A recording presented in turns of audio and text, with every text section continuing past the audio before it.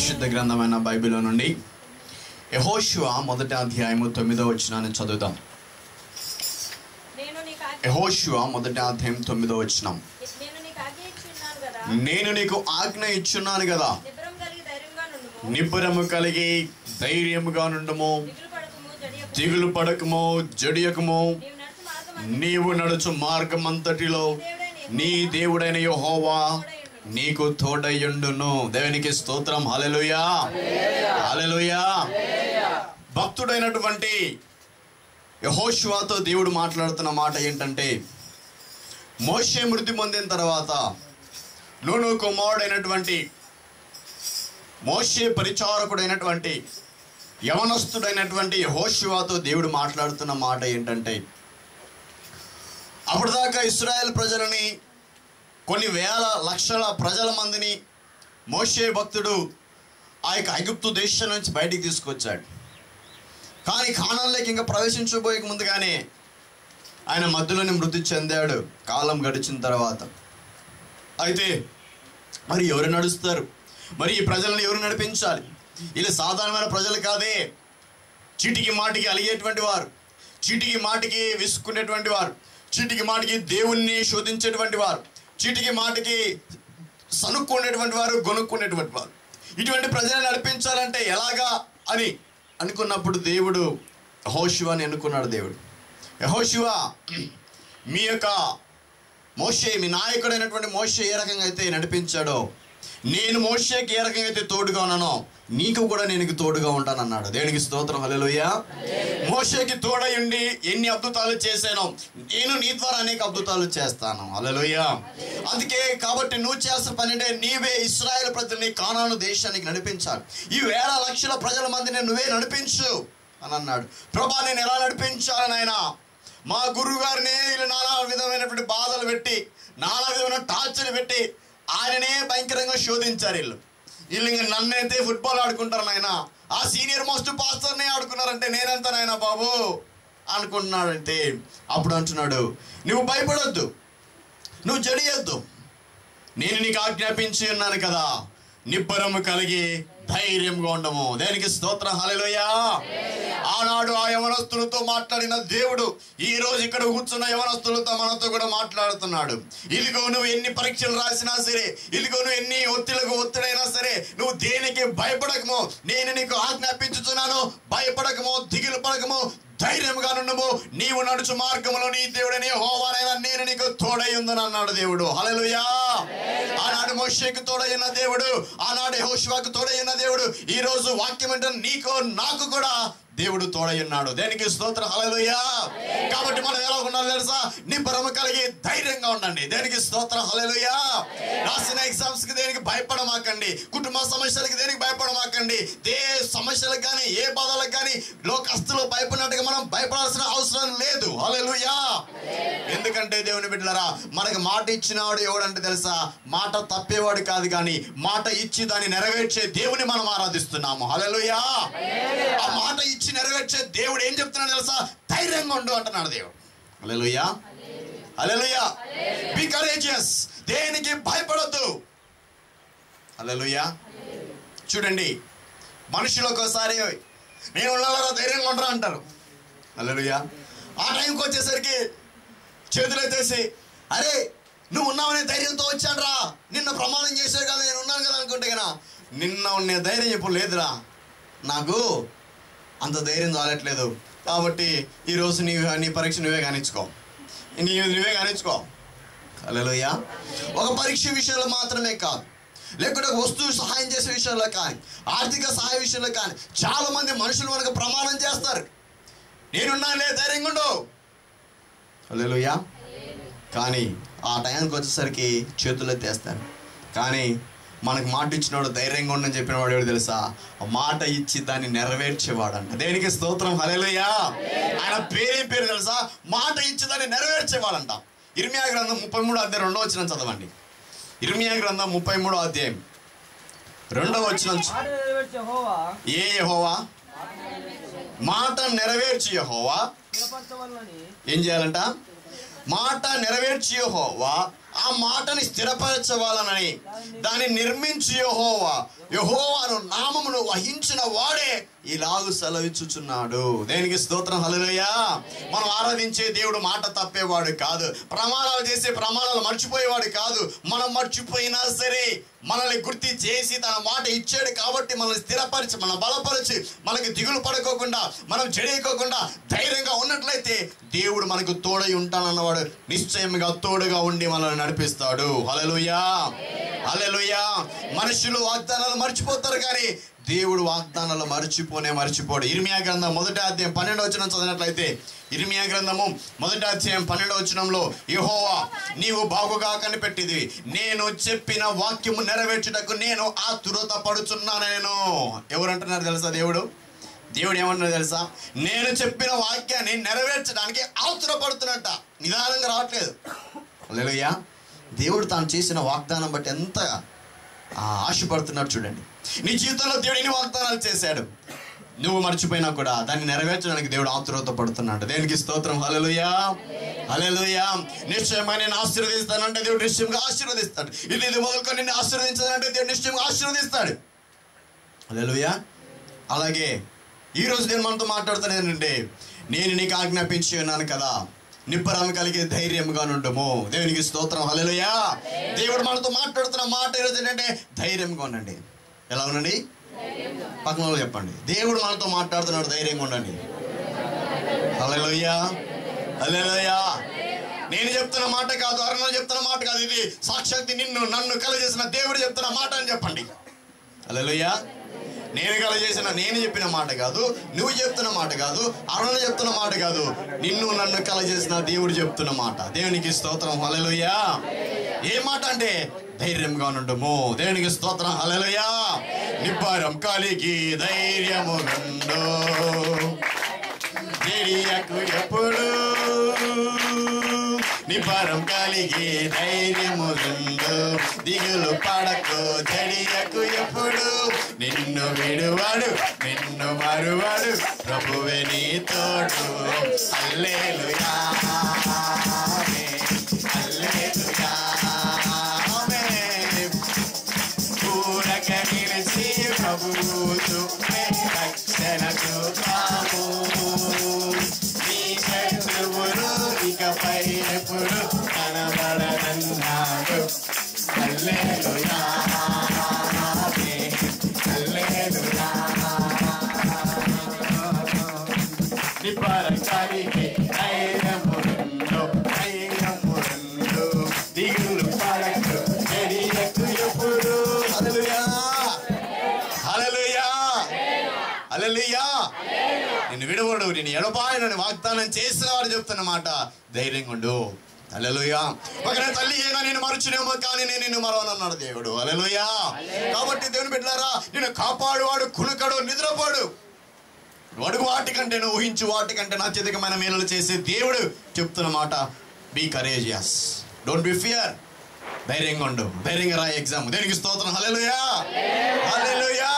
కాబట్టి దేవుడు విన్నారా, మన జీవితంలో కూడా దేనికి భయపడుతున్నావో దేవుడు ఈరోజు మాట్లాడుతున్నాడు. నీ కుటుంబ సమస్యలకు కానీ, నీ ఆర్థిక సమస్యలకు కానీ, నీ భవిష్యత్తు గురించి కానీ, లేకుంటే నువ్వు తీసుకునే నిర్ణయాలు బట్టి కానీ దేనికి భయపడద్దు. నా నామమున విశ్వాసం ఉంచి ధైర్యంగా ఉండము. హల్లెలూయా, హల్లెలూయా. యెహోషువ భయపడిపోతున్నాడు, నాయన ఈ ప్రజలతో నేను ఏకమైనా, ఈ ప్రజలతో మా మోషే గారే కార్యాలయం ప్రవచించలేకపోయారు, నేను ఎలా ప్రవచిస్తానన్నాడు. అయితే దేవుడు అన్నాడు, నేను నీకు తోడవు అంటాను, నువ్వు ధైర్యంగా ఉండు. దేనికి స్తోత్రం. హల్లెలూయా. ఈ మాట మనము చాలా మంది చాలా రీతిగా ధైర్యంగా ఉండు అంటారు. కానీ అసలు ధైర్యం ఎలాగొస్తుంది? ఎవరు ధైర్యంగా ఉండగలుగుతారు? దేవుని ఎదుట కానీ, మనుషుల ఎదుట కానీ, ఏ రీతిలో కానీ మనం how can be a courageous man in this world? Hallelujah. ఆ ధైర్యం ఎలా మన జీవితం ఎలాగొస్తుంది? అది ఎలాగ మనలో పుడుతుంది? హల్లెలూయా. వాక్య భాగం నుంచి కొన్ని విషయాలు నేర్చుకుందాం. దేని బట్టి మనం ధైర్యంగా ఉండాలి? అసలు ధైర్యంగా ఉంటే అసలు ధైర్యం అనేది ఎలాగొస్తుందో, ఎవరు ధైర్యంగా ఉండగలుగుతారు? ఏం చేస్తే ధైర్యంగా ఉండగలుగుతాం మనం? హల్లెలూయా. ఇవన్నీ చదివినట్లయితే దేవుడు మన ఈరోజు ఈ వర్తమానం అయిపోయిన తర్వాత ప్రతి ఒక్కరు ఈ నుంచి ధైర్యంగా వెళ్ళిపోవాలి. హల్లెలూయా, హల్లెలూయా. తిరిగిపోతా, కృంగిపోతా, సోలిపోతా ఎవరు వెళ్ళకూడదు. కానీ ఒకవేళ దిగులుతో సోలుతో వచ్చినచ్చేమో, కానీ ఇదంతా అయిపోయిన తర్వాత మీరందరూ ఒక బలం పొందుకొని ధైర్యంగా ధైర్యశాలు వలె పోవాలి. దేనికి స్తోత్రం, హల్లెలూయా. చదువుదాం దేవుని బిడ్డారా. మొట్టమొదటిగా ఈ ధైర్యం అనేది మనకి ఎలాగ ప్రొడ్యూస్ అవుతుంది, ఎలాగ మనకి ఎవరు ధైర్యంగా ఉంటారంటే 1 యోహాను 3వ అధ్యాయం 21 వచనం చదువుదాం. 1 యోహాను 3వ అధ్యాయం 21 వచనం చదువుదాం. ప్రియులారా, మన హృదయము మన యందు దోషారోపణ చేయని ఎడల దేవుని ఎదుట మనము ధైర్యం గలవారగుదము. దేవునికి స్తోత్రం, హల్లెలూయా. మొట్టమొదటిగా ఎవరయ్యా ధైర్యం గలవారు అవుతారంటే, ధైర్యం అనేది ఎలాగొస్తుందంటే మన హృదయము మన ఎదుట దోషారోపము చేయని ఎడల.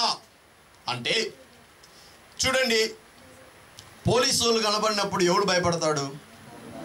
దొంగోడు భయపడతాడు. రే పోలీసుడు పోలీసుడు పోలీసుడు అని కదా. నీవు నేను భయపడతామా? నేనైతే భయపడను మరి.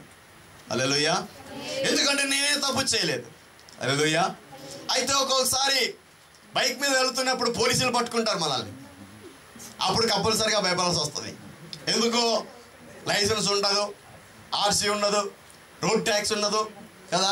దీన్ని పట్టుకో ప్రకారంగా ఎందుకు? ఒకవేళ రోడ్ ట్యాక్స్ ఉండిపోయా, లైసెన్స్ ఉండిపోయా, ఆ బండికి పేపర్లు అన్ని ఉండిపోయి దర్జాగా మనము వెళ్ళిపోతుంటే కదా, పోలీసులు పట్టుకున్నా కూడా ధైర్యంగా లేచి నిలబడి ధైర్యంగా ఇలాగచ్చు. హల్లెలూయా. ఒకరోజు ఇలాగే మీటింగ్ అయిపోయింది, రాత్రి అయిపోయింది మీటింగ్. రాత్రి ఇక్కడి నుంచి వెళ్తున్నాము, రాత్రి 11 గంటలకు ఇలాగ వెళ్తుంటే అక్కడ మన ఇక కేవీబీ ఏటీఎం దగ్గర పోలీసులు పట్టుకున్నారు. అయితే నన్ను మామూలుగా మన స్టేట్ బండిలు అయితే, మన స్టేట్ ఏపీ బండిలు అయితే కానీ పట్టుకొని దానికి అనుకోండి. అయితే నాకు అది TN31 అంటే కానీ పక్క లోకల్ అనమాట, చిదంబరం బండి అనమాట. కాబట్టి మన కలర్ చూసేసరికి తమిళనాడు అనుకున్నాడు. కాదు, అది చూసేసరికి ఇదేంటి TN31 అనేసరికి పక్క లోకల్ వాడు అనుకొని ఏం చేశాడంటే కానీ నేను వేరే పాస్టర్ వెనకాల ఉన్నాం. అయితే వస్తున్నాము, అది నిలబెట్టాము. పోలీసులు ఆపారు. ధైర్యంగా నిలబడ్డారు. నాకు లైసెన్స్ లేదు, బండి పేపర్లు ఏం లేవు. మొత్తానికి అన్ని ధైర్యంగా నిలబడి. కానీ ఎందుకు ఆ రోజు ధైర్యంగా ఉన్నాను? ఎందుకంటే ప్రార్థన చూసుకుని పోయాను కదా అని చెప్పేసుకొని అదొక ధైర్యంగా వెళ్ళాను. చెప్పండి సార్ అన్నాను. అయితే బండి పేపర్లు చూపాడు. లోపల ఏంటో చెత్త పేపర్లు ఉన్నాయి. తీసి ఏదో ఉన్నోలాగా మొత్తం తీసేసి దాన్ని తీసి అని చూపించాను. అవి కూడా ఏంటి పేపర్లు? అదే ఏంటో చెత్త పేపర్లు వర్షానికి తడిసిపోయాయి అనమాట. తడిసిపోయిన తర్వాత సార్ ఆ పేపర్లు మన బండి పేపర్లే సార్, చూడండి సార్ తడిసిపోయాయి సార్ అనేసరికి ఓకే సార్, మీ లోకల్లో మీరు బాగా పెట్టుకుంటారు, సరే పదండి బాగా మంచి పెట్టుకోండి సార్ అని చెప్పి పంపించేసాడు. హల్లెలూయా, హల్లెలూయా. అదే భయపడతా ఉంటే కానీ దగ్గర ఏం లేవు అనుకుంటాడు. అదే ఏం లేకపోయినా ధైర్యంగా ఉండు. దేనికి స్తోత్రం, హల్లెలూయా. దేవుడు మనకి సహాయం చేస్తాడు. దేనికి స్తోత్రం, హల్లెలూయా. అదే రీతిగానే దేవుని బిడ్డలారా, మన హృదయము మన ఎదుట దోషారోపము చేయని ఎడల. అంటే దాని అర్థం ఏంటి? ఏదైనా పాపం చేసినప్పుడు మనం ధైర్యంగా నిలబడలేం. ఇప్పుడు ఎందుకు ఆదాము ఆ యొక్క చెట్ల ఊపిలో నుంచి బయటికి రాలేకపోతున్నాడు? ఆదామా ఎక్కడున్నావు అంటే కదా బయటికి రాలేకపోతున్నాడు, భయపడుతున్నాడు. చెట్ల సందులో నుంచి ఒక అంజూరపు చెట్లో దాక్కొని, ప్రభువా నేను ఇక్కడ సందులో ఉన్నానైనా, తోటలో దాక్కొని ఉన్నానైనా, ఏం కర్మ పట్టింది నీకు ఎక్కడ దాక్కోవడం అంటే కదా, నేను పై వస్త్రాలు లేకోకుండా కింది వస్త్రాలు లేకోకుండా నేను బట్టలు లేకుండా ఉన్నాను అన్నాడు.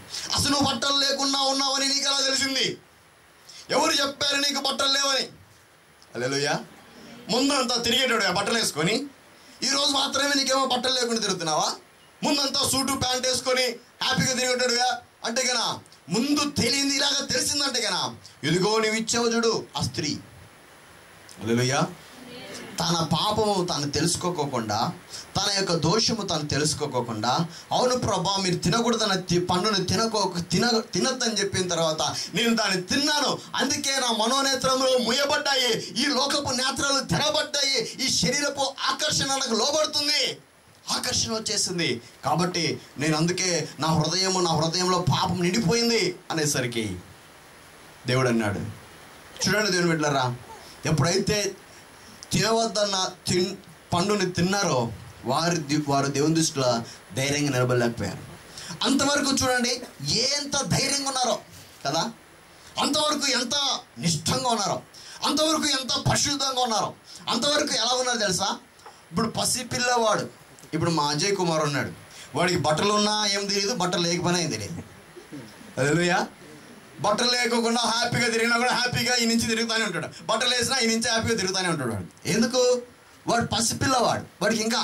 అలాగే ఆదాము అవ్వలు కూడా వారి పాపము చేయముందు వారు అలాగనే ఉన్నారు. వారి ఒంటి మీద శరీరం ఉన్నా, వారి ఒంటి మీద ఏ వస్త్రాలు ఉన్నా లేకపోయినా కూడా వారికి ఏ స్పర్శ అనిపించేది కాదు. ఎందుకంటే మహిమ అనే వస్త్రం వారికి ఉండేది. ఆ మహిమ అనే వస్త్రం వారు ధరించుకున్నారు. హల్లెలూయా. అయితే ఆ ఏదైనా తోటలో చూడండి, అన్ని రకాల పండ్లు వాళ్ళు రోజు తింటున్నారు. ఏ పండ్లు తింటున్నారు? దేవుడు తినద్దని చెప్పిన పండ్లు తప్ప. మామిడికాయలు సీజన్లో మామిడికాయలు తింటున్నారు. ఇంకా యాపిల్ పండ్లు, ద్రాక్ష చెట్టు, ఇంకా అన్ని రకాల ఏదైనా తోటలో అన్ని పండ్లు ఉన్నాయి. ఇప్పుడు మనకి ఏదన్నా చూస్తే కన్నా, ఇప్పుడు చిదంబరంలో ఒక పంట ఉంటుంది, మళ్ళీ ఆ తర్వాత బయటికి పోతే ఇంకో పంట ఉంటుంది. ఊటీకి పోతేనే మనకి టీ అని దొరుకుతుంది, లేకుంటే పలానా ఎక్కడికన్నా బండగానపల్లి పోతేనే మనకు మామిడికాయలు దొరుకుతాయి. ఈ రీతిగా అట్లా పోతూ ఉంటేనే ఒక్కొక్క ఏరియాలో ఒక క్రాప్ ఉంటుంది. కానీ ఏదైనా తోటలో అన్ని క్రాప్స్ ఉన్నాయి.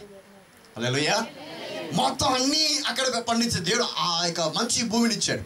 అయితే ఇప్పుడు చూడండి, బాగా నీట్గా అబ్జర్వ్ చేయండి ఒక మాట. ఇప్పుడు ప్రతిరోజు వారు ఆ పండుని చూస్తున్నారు. ప్రతిరోజు చూస్తున్న పండుకి ఆకర్షించబడలేదు. రోజు చూస్తున్నప్పుడు ఏం ఆకర్షించబడలేదు. రోజు చూస్తున్నప్పుడు ఏం దాన్ని చూడలేదు. రోజు దాన్ని చూస్తున్నప్పుడు అది దేవుడు తినొద్దు కదా, వద్దులే ఆ పక్కన సపోటా తినేసి అయినాడు. అయితే ఆ పక్కన ఇది ఉంది కదా, ఆ పండు తినొద్దు కదా, ఆ పక్కన ఆ ద్రాక్షలు ఉన్నాయి తినేసే అని అన్నాడు. కానీ ఒకరోజు వారి జీవితంలోకి సాతాను ప్రవేశించింది. సాతాను ఏ రోజైతే ప్రవేశించిందో అప్పుడంట అవమ్మ కన్నుల కంట ఏమైపోయిందంట, చూచుటకు రమ్యంగా కనబడిందంట. అది కొత్తగా ఉందా ఏమన్నా? ఎప్పటి నుంచో ఉంది. కానీ సాతాను లోపల ప్రవేశించేసరికి ఎలా ఉంది తెలుసా? చూచుటకు చాలా రమ్యంగా కనబడిందని. ఇన్ని రోజులు రమ్యంగా కనబడింది. ఆ రోజు ఎందుకు కనబడింది? అక్కడి నుంచి ఎందుకు కనబడింది? ఎందుకు తెలుసా? సాతాను ప్రవేశించేసరికి చూచడానికి అన్ని రమ్యంగానే కనబడతాయి. హల్లెలూయా, హల్లెలూయా. చూడండి దేవుని బిడ్డలారా, మన జీవితంలో చూడండి, మన యవ్వన కాలంలో మన యొక్క ఫస్ట్ ఇయర్ ప్రారంభంలో, ఫస్ట్ ఇయర్ నుంచి ఫైనల్ ఇయర్ వరకు చదువుతాం. ఫస్ట్ ఇయర్లో సెకండ్ ఇయర్ వరకు చూస్తూనే ఉంటాం. ఫస్ట్ ఇయర్లో లేని ఫీలింగ్స్, సెకండ్ ఇయర్లో లేని ఫీలింగ్స్, థర్డ్ ఇయర్కి వచ్చేసరికి వచ్చేస్తాయి ఫీలింగ్స్. ఎవరో కాదు, అదే అబ్బాయే. 2 సంవత్సరాలు చూస్తున్న అబ్బాయిలే, 2 సంవత్సరాలు చూస్తున్న అమ్మాయిలే. ఇంతవరకు లేని ఫీలింగ్స్ ఎందుకు వచ్చాయి ఇప్పుడు? మళ్ళీ అప్పుడు లేని కొత్త ఫీలింగ్స్ ఇప్పుడు ఎందుకు వస్తున్నాయి? బయటోడు కాదు, లోపలే. హల్లెలూయా, హల్లెలూయా. తమిళోళ్ళు కాదు, మనందరాలే. బయట వాళ్ళు కాదు, రక్షణ లేని వాళ్ళు, రక్షించబడిన వాళ్ళే. హల్లెలూయా. మనకే ఫీలింగ్స్ అప్పుడు లేదు. బా వచ్చేస్తుంది సాతాను గాడు. నీకు ఎప్పుడైతే సాతాను ప్రవేశిస్తుందో అప్పుడు లేనిపోని ఫీలింగ్స్ అన్నీ వచ్చేస్తాయి. చూడు, నీలాగా ఎంత బాగా మంచిగా కెమెరా తీస్తున్నాడో వాడు. సో నీగా ఎంతలాగా మంచిగా పరిచయం చేస్తున్నాడో. ఓ చూడు, నీలాగా ఎంతగా బాగా హ్యాపీగా బాగుంటున్నాడో. కమాన్, సేమ్ కోర్స్, సేమ్ చర్చ్, కాబట్టి సేమ్ మెసేజ్ అంటున్నారు మీరు, సేమ్ సహవాసం. కాబట్టి మీరు ఇద్దరు పరలోకానికి తీసుకెళ్ళచ్చు. ఫస్ట్ ఇయర్లో లేని ఫీలింగు, సెకండ్ ఇయర్లో లేని ఫీలింగు కదా. లేనిపోనివన్నీ సాతాను గాడు ఎప్పుడైతే మన పక్కకు వస్తాడో అప్పుడు లేనిపోని అట్రాక్షన్స్ వచ్చేస్తాయి కదా. మామూలు కామన్గానే చూడండి, బయట ఫస్ట్ ఇయర్లో వచ్చినప్పుడు ఎంత బాగా నీట్గా హ్యాపీగా ఏ ఫీలింగ్స్ లేకోకుండా నీ పాటికి నువ్వు వస్తా ఉంటే నీ పాటికి నేను పోతా ఉంటాను. కానీ సెకండ్ ఇయర్ వచ్చేసరికి ఏమవుతుందో అర్థం కాదు. లేనిపోని అట్రాక్షన్స్ సాతాను ప్రవేశిస్తాడు ఏమన్నా కాలంలో. కానీ ఒంటరిగా ఉన్నావు, తల్లిదండ్రులు విడిచిపెట్టి వచ్చావు, నువ్వు నీకంటూ నువ్వు ఒక ఫ్రీడమ్ లేదా? నువ్వు ఒక స్వేచ్ఛ తీసుకో, నీకంటూ నువ్వు ఒక ఫ్రీడమ్ కలిగి అన్ని ఏవేవి చేస్తావో చేసుకో. హల్లెలూయా. వాడు అట్రాక్షన్ పంపిస్తూ ఉంటాడు కదా. ఇంటర్నెట్ పోయినప్పుడు కూడా ఏం చేస్తాడు తెలుసా వాడు? నువ్వు పరిశుద్ధంగా వాక్యం చూడడానికే వెళ్ళింటావు, నువ్వు పరిశుద్ధంగా నీ మెటీరియల్ చూడడానికే వెళ్ళింటావు. కానీ అక్కడ ఏదో ఒక పాప్కార్న్ ఏదో కనపడుతుంది అనుకోండి, అంతే. అదేంటి ఇలా కనపడుతుంది, ఒకసారి క్లిక్ చేసి చూద్దామని చెప్పేసి ఆ క్లిక్ వన్ క్లిక్కే నీకు 1 క్లిక్కే నువ్వు దానికి అడిక్ట్ అయిపోతావు. హల్లెలూయా. ధైర్యంగా ఉండగలుగుతాం అప్పుడు? తప్పు చేసి ధైర్యంగా ఉండగలుగుతామా? ఏ ఫీలింగ్స్ అనేప్పుడు ధైర్యంగా ఉండగలుగుతాం కదా. అమ్మా నాన్నల దగ్గర ధైర్యంగా ఉండగలుగుతాం, సేవకుల దగ్గర ధైర్యంగా ఉండగలుగుతాం, చర్చికి ధైర్యంగా ఉండగలుగుతాం. ఏదన్నా ఫీలింగ్ వచ్చింది అనుకోండి, ముందు బెంచ్ నుంచి సెకండ్ బెంచ్కి పోతాడు, సెకండ్ బెంచ్ నుంచి లాస్ట్ బెంచ్కి పోతాడు, ఇంకా లాస్ట్ బెంచ్ నుంచి ఎన్ని సైకిల్ చేసుకుంటూ కూర్చుంటాడు అర్థం కాదు. హల్లెలూయా, హల్లెలూయా. కాబట్టి మన హృదయం ఏ పాపము లేనివాడు నిజంగా దేవుని ఎదుట ధైర్యంగా నిలబడగలుగుతాడు. దేనికి స్తోత్రం, హల్లెలూయా. ఆదాము ఎందుకు ధైర్యంగా నిలబడలేకపోయాడు? ఆదాము ఎందుకు దేవుని దగ్గర ధైర్యంగా నిలబడలేకపోయాడంటే తాను తినవద్దన్న పండును తిన్నాడు కాబట్టి ఆయన ధైర్యంగా నిలబడలేకపోయాడు. మన జీవితంలో ఏది ధైర్యంగా నిలబెట్టలేకపోతుంది? ఏ పాపం నేను దేవుని ఎదుట ధైర్యంగా నిలబెట్టలేకపోతుంది? నీ సోమరితనమా, నీ బద్ధకమా, నీ నిర్లక్ష్యమా, నీకు అవిధేయతనా, లేకుంటే నువ్వు దేవుని ఎదుట నీ పాపం ఒప్పుకోకుండా తెలిసి కూడా మళ్ళీ పాపాలు చేస్తూ నువ్వు దేవుని ఎదుట ధైర్యంగా తిరగలేకపోతుంటే ఈరోజు దేవుడు మరొక అవకాశం ఇస్తున్నాడు నీకు. ఈ రోజైనా సరే నువ్వు చేసిన పాపాలు నీ అతిక్రమంలో దాచిపెట్టుకున్నాడు వర్తిల్లాడు, కానీ వాటిని ఒప్పుకొని విడిచిపెట్టువాడు కనికరము పొందును. కనికరము పొందామంటే దాని అర్థం ఏంటంటే దేవుని ఎదుట నుంచి నువ్వు ధైర్యం పొందుకున్నావని అర్థం. దేనికి స్తోత్రం, హల్లెలూయా. కనికరం పొందడం అంటే అర్థం ఏంటి తెలుసా? నీ పాపములు క్షమించబడ్డాయి. ఇక నువ్వు ఇంక శిక్షలో నుంచి తప్పించబడ్డావు, మరణంలో నుంచి జీవంలోకి వచ్చేసావు, ఆ యొక్క చీకట్లో నుంచి వెలుగులోకి వచ్చేసావు. కాబట్టి నువ్వు క్షమించబడ్డావు అనే మాట ఎప్పుడంటే నిన్ను నువ్వు ఒప్పుకొని నీ హృదయాన్ని దేవుని సమర్పించి, ప్రభా పలు విషయాలు నేను పడిపోతున్నాను, పలు విషయాలు నేను జారిపోతున్నానైనా నన్ను క్షమించండి, ఆ విషయంలో నన్ను బలపరచండి అని నీ హృదయంలో దేవునికి ప్రార్థన చేసినట్లయితే, ఏ పాపములు అయితే నీవు ఒప్పుకొని దేవుని దగ్గర పూర్తిగా ఒప్పుకున్నావు అనుకోండి, అప్పుడు నీ హృదయము ఎక్కడే కానీ దోషారోపణ చేయకుండా ఉండకుండా, ఇప్పుడు సపోజ్ నువ్వు ఈరోజు కొన్ని పాపాలు చేసింటావు, రేపు కొన్ని పాపాలు చేసింటావు, ఆ తర్వాత వెల్లుండి నువ్వు ప్రార్థన చేసేటప్పుడు నిన్న చేసిన పాపాలు మాత్రమే నువ్వు ఒప్పుకుంటే, ఆ యొక్క మొన్న చేసిన పాపాలను ఒప్పుకోకుండా, మొన్న చేసిన తప్పులు ఒప్పుకోకుండా ఉంటాయి కదా, నీ హృదయం ఏం చేస్తుంది తెలుసా? నువ్వు ప్రార్థనలో కూర్చున్నప్పుడు నిన్న చేసిన పాపాలు ఓకే, మొన్న చేసావు కదా, అది దోషారోపణ చేస్తుంటుంది. మొన్న మాట్లాడిన మాటలేంటి, మొన్న నువ్వు చేసిన క్రియలేంటి. ఒక పాపము ఒప్పుకోకపోయినా కూడా సాధారణంగా నిలబడడానికి స్ట్రాంగ్గా ఉంటాడు. శాతం మందికి స్ట్రాంగ్గా నిలబడతాడు. ఎందుకు తెలుసా? వాళ్ళు ఒప్పుకోలేదు పాపాలు. అది కూడా ఒక రీజనే. కాబట్టి ఉన్నవన్నీ దేవుని దగ్గర కక్కేయండి. హల్లెలూయా, హల్లెలూయా. మనం చేసిన తప్పులు మనుషులు చెప్పుకుంటే హేళన చేస్తారు, కానీ దేవుడు మాత్రం హేళన చేయడు. మన ఎందుకు దయ ఉంచుతాడు, కనికరిస్తాడు. హల్లెలూయా.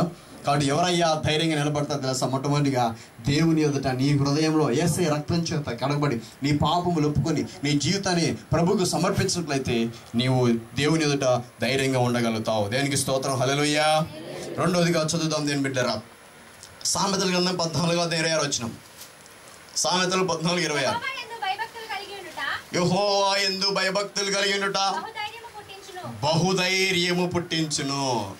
ఏదయ్యా ధైర్యం పుట్టించేది? రెండోదిగా ఎవరయ్యా ధైర్యంగా ఉండాలి తెలుసా? యెహోవా యందు భయభక్తులు కలిగిన వారంట, వారికి ఆటోమేటిక్గా భయము ధైర్యం వచ్చేస్తుందంట. హల్లెలూయా. దేవుడు నన్ను చూస్తున్నాడు, దేవుడు నాతో కూడా ఉన్నాడు అనేక భయం నీతో ఉన్నట్లయితే కన్నా ఆ భయమే నేను ధైర్యంగా ఉండడానికి సహాయం చేస్తుంది. హల్లెలూయా. ఎక్కడ ధైర్యంగా ఉంటారు? ఈ లోకంలో ధైర్యంగా ఉండగలుగుతావు. దేవుని దృష్టిలో భయపడతావు, కానీ ఈ లోకంలో ధైర్యంగా ఉండవు. ఎందుకు తెలుసా? దేవుని యందు భయభక్తులు కలిగిన వారంట ఆటోమేటిక్గా వారు చేస్తున్న ప్రతి పనిలో కూడా దేవుడు నాతో కూడా ఉన్నాడు, దేవుడు నన్ను చూస్తున్నాడు అని చెప్పేసి ఏ తప్పులు చేయరు, ఏ పాపం జోలికి వెళ్ళరు. ఆటోమేటిక్గా అవిశ్వాసపు మాటలు మాట్లాడరు. దేవుడు నాతో ఉన్నాడు కదా, నేను ఎందుకు దీన్ని నేను జయించలేను, దేవుడు నాతో కూడా ఉన్నాడు కదా, నేను ఎందుకు దీని మీద నేను ఎందుకు పెత్తనం చలాయించలేను, దేవుడు నాతో ఉన్నాడు కాబట్టి నేను సమస్తాన్ని జయించగలను. హల్లెలూయా. దేవుడు మన పక్షముగా మాకు విరోధి ఎవడు? హల్లెలూయా. గొలియాతు వచ్చినప్పుడు అంట మొత్తం ఇశ్రాయేల్ దేశాలకంతా ఏం చేస్తున్నాడు? ఇశ్రాయేల్ ప్రజలందరికీ సవాల్ చేస్తున్నాడు. ఏ ఇశ్రాయేల్ ప్రజలరా రండి, మీలో సత్తా ఉన్న మగోడేడు రండి అంటున్నాడు. కానీ మంచి బలాఢ్యులు కండలు తిరిగిన వీరులందరూ భయపడిపోతున్నారు, చాలా భయపడిపోతున్నారు. ఏంట్రా నాయనా భయపడిపోతున్నారంటే, అమ్మో వాడు చాలా 7 అడుగులు ఉన్నాడు, వాడిని ఢీ కొట్టాలంటే కదా చాలా కష్టం అని భయపడిపోతున్నారు అందరు. అయితే దావీదు ఆ టైంలో ఏం చేశాడు? దావీదు వాళ్ళ డాడీ దావీదుని పంపించాడు. నాయనా మీ అన్నయ్యలు బాగా యుద్ధంలో చేసి పాపం ఎంతమంది శత్రువులు చంపుతున్నారు అక్కడ, పాపం అలసిపోతుంటారు, వాళ్ళకు పోయి లంచ్ తీసుకురాపో, పోయి లంచ్ ఇచ్చిరాపో వాళ్ళకని చెప్పేసి మంచి వంటలు వండేసి పంపించాడు. పంపిస్తుండగా దావీదు ఆ సరౌండింగ్స్లోకి వచ్చేసరికి, ఆ యొక్క యుద్ధం జరుగుతున్న సరౌండింగ్స్కి వచ్చేసరికి క్యాక్ వినబడుతుంది. అప్పుడు వినబడుతున్నప్పుడు పక్కన అడిగాడు. అప్పుడు అన్నలకి క్యారీ ఇచ్చాడు. అన్నలేమో తిట్టారు, నువ్వు ఎందుకు వచ్చారు ఎక్కడికంటే, డాడీ క్యారీ ఎందుకు పంపించాడంటే కన్నా, సరే క్యారీ ఇచ్చుకుని వెళ్ళిపోవాలన్నాడు. అయితే పక్కన ఇంకొక అడిగాడు. పక్కన అడిగితే ఏం జరుగుతుంది ఇక్కడ, ఎందుకు అంతటా భయపడుతుందంటే, ఫిలిస్తీయుడు ఒకడు వచ్చి ఏం చేస్తున్నాడంటే మన ఇశ్రాయేల్ ప్రజలను భయపెడుతున్నాడు, ఇశ్రాయేల్ ప్రజలందరినీ బబ్బేలెత్తుతున్నాడు అంటే కన్నా. అప్పుడు దావీదు రోషం పుట్టుకొచ్చింది. ఈ సున్నతి లేని ఫిలిస్తీయుడు జీవము గల దేవుని ప్రజలను తిరస్కరించడానికి వీడెంత అని కోపం వచ్చేసింది. కోపం వచ్చేసి డైరెక్ట్ రాజుగారి దగ్గర వెళ్ళిపోయాడు. సౌలు గారి దగ్గరికి పోయి, సౌలు గారండి ఇదిగో వాడు ఇంతగా తిరస్కుంటే మీరందరూ వెళ్ళలేకపోతున్నారు, కండలు తిరిగారు, ఖడ్గాలు పెట్టుకుని ఆయుధాలు పెట్టుకుని వాడిని అమాదరం జయించలేకపోతున్నారా, ఏమి నేను వెళ్తాను అడిగినా. అరే నువ్వేది, నీ సైజ్ ఏంటి, నీ మాటలు ఏంటి? కొంతమంది సైజులు వేరేగా ఉంటాయి, మాటలు మాత్రం ఇదిగా ఉంటుంది కదా. ఇంత ఉంటారు, మొత్తం ఎన్నెన్నో మాట్లాడుతూ ఉంటారు కదా. అది లోకస్తులకు అసాధ్యమేమో, కానీ ఆత్మీయులకు మాత్రం సమస్తము సాధ్యమే. హల్లెలూయా. సైజులు ఎంత ఉన్నా సరే దేవుడు మన సైజును చూసి దేవుడు కాదు. దేనికి స్తోత్రం. హల్లెలూయా. కాబట్టి దేని బిడ్డలారా, ఆ యొక్క చిన్న సైజ్ అయినా సరే పెద్ద సైజ్ అయినా సరే నీలో దేవుడు ఉన్నట్లయితే నీవేపి అందరికీ పెద్ద సైజు. దేనికి స్తోత్రం. హల్లెలూయా. కాబట్టి ఈ యొక్క అన్నిటికీ భయపడుతున్నటువంటి ఈ యొక్క దావీదు వచ్చాడు. ఏం చేశాడంటే, మీరందరూ భయపడుతున్నారు, అయితే నేను మాత్రం భయపడను, ఎందుకంటే నాకు ఈడు కొత్త కాదు. ఎందుకంటే ఈడేంది నాకు ఆఫ్టర్ ఆల్, నేను అడవిలో ఉన్నప్పుడు గొర్రెలు కాచుకుంటున్నప్పుడు హాయిగా నేను పాటలు పాడుతున్నప్పుడు యెహోవా నా కాపరి అని పాడుతున్నప్పుడు అంట ఆయన ఆత్మలో ధ్యానిస్తున్న సమయంలో ఆయనకు ఒక డిస్టర్బెన్స్ వచ్చింది. ఏంటి, ఆయన గొర్రెలు బాగా మేతలు మేసుకుంటే ఆ గొర్రెలు బాగా అడిచాయంట. అడిచినప్పుడు ఏంట్రా ఈ డిస్టర్బెన్స్ అని చూస్తే కొదమ సింహం వచ్చిందంట. కొదమ సింహం వచ్చి ఆ యొక్క ఏంటి గొర్రెలను పట్టుకొని ఆయన పోతున్నప్పుడు అంట ఏం చేశాడంటే కన్నా ఈ యొక్క ఆత్మలో ధ్యానిస్తున్నాడు. దేవునిలో ఆనందంగా ఉన్నటువంటి ఇతని ఆరాధనలో ఆనందిస్తున్నాడు, ఆరాధనలో సంతోషిస్తుండగా ఆ యొక్క దైవ శక్తి చేత నింపబడ్డాడు. కాబట్టి అది సింహం అని అర్థం కావట్లేదు, అది పిల్లో కుక్కలో ఏంటి అర్థం కావట్లేదు. కానీ నా గొర్రెల మీద కన్నేస్తావా, నా గొర్రెలను పట్టుకుంటావా అని చెప్పేసి పరిగెత్తుకుంటూ వెళ్ళి ఆ కొదమ సింహాన్ని చీల్చి ఆ నోట్లో ఉన్నటువంటి ఆ యొక్క గొర్రె పిల్లను బయటికి తీసుకొచ్చాడు. దేనికి స్తోత్రం. హల్లెలూయా. హల్లెలూయా.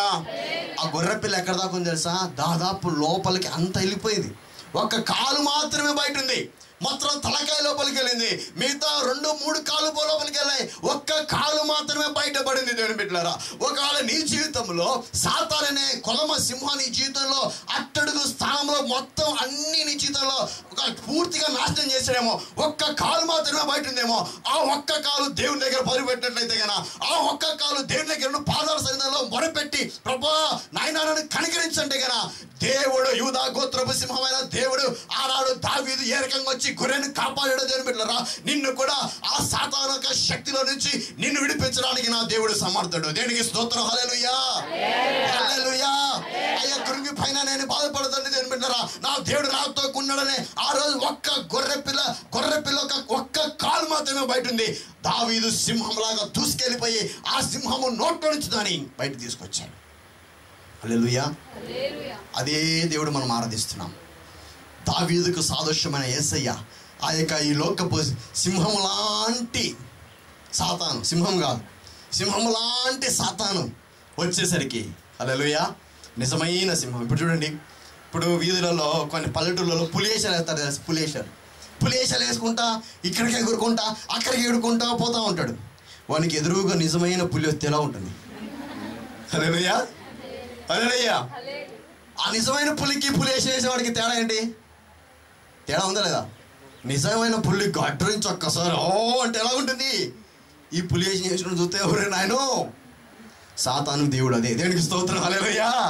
నిజమైన యూదా గోత్రపు సింహం వచ్చిందంటే సింహం వేసినటువంటి సాతాను ఓరి నాయన నేను తట్టుకోలేకపోతున్నాను అని చెప్పేసి తిరిగి పారిపోతాడు. దేవునికి స్తోత్రం. హల్లెలూయా.